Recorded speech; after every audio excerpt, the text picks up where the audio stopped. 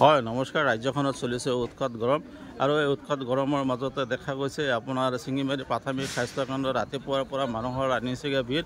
বহুত পেচেণ্ট ইয়াতে আহি আছে, নিজৰ মানে বেমাৰত পৰিছে। এনেকুৱা মানে বেমাৰ হৈ আছে আপোনাৰ জ্বৰ, কাহ, পেটৰ বেমাৰ, আপোনাৰ তেনেকুৱা বেমাৰ বেছিভাগ বেমাৰী আহি আছে। আৰু এইটো সময়ত আমাৰ সাৱধানতা অৱলম্বন কৰিব লাগে, বিশুদ্ধ খোৱা পানী খাব লাগে, হোটেলত য'তে ত'তে বস্তু খাব নালাগে।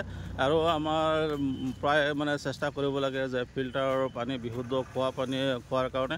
আৰু তাৰে আমি সামগ্ৰিক দৃশ্যটো দেখুৱাই আছোঁ। মই বালিকা হস্পিটেললৈ গৈ আছোঁ আৰু বালিকা হস্পিটেলত দেখা গৈছে ৰাতিপুৱাৰ পৰা আপোনাৰ মহিলাসকলে ভিৰ কৰিছে। আৰু ইয়াতে দেখা পোৱা গৈছে যে আপোনাৰ বহুত বেমাৰী আহি আছে আৰু এই বেমাৰীসকল আপোনাৰ বেছিভাগে আপোনাৰ পেটৰ অসুখ, জ্বৰ, কাহ আৰু পেটৰ অসুখ তেনেকুৱা আমি দেখিবলৈ পাইছোঁ। আৰু তাৰে সামগ্ৰিক দৃশ্যটো মই দেখুৱাই আছোঁ। মই বালিকা যিটো প্ৰাথমিক স্বাস্থ্যকেন্দ্ৰ আছে, স্বাস্থ্যকেন্দ্ৰত দেখা গৈছে যে লানি নিচিগা ভিৰ, বহুত মানুহ বেমাৰত পৰিছে এই উৎখাত গৰমৰ মাজতে।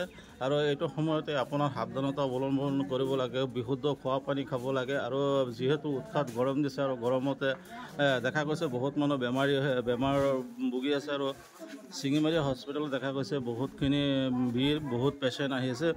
যিহেতু এই গৰমতো বহুতো সাৱধানতা অৱলম্বন কৰিব লাগে।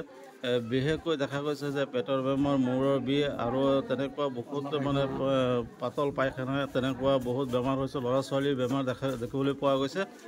আৰু এইটো সময়তে মানে সাৱধানতা অৱলম্বন কৰি ৰাজ্যখনত চলি আছে উৎখাত গৰম।